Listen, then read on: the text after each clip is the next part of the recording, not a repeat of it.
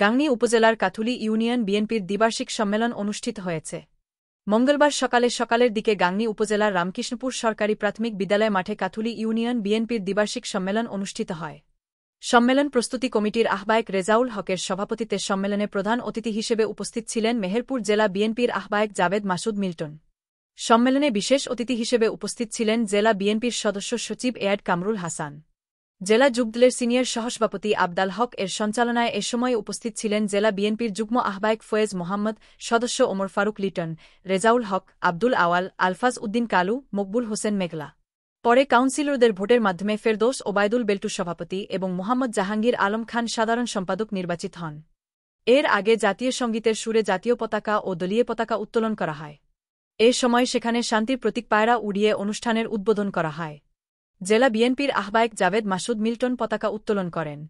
মুজিবনগর খবরে নিউজ এর জন্য যোগাযোগ করুন।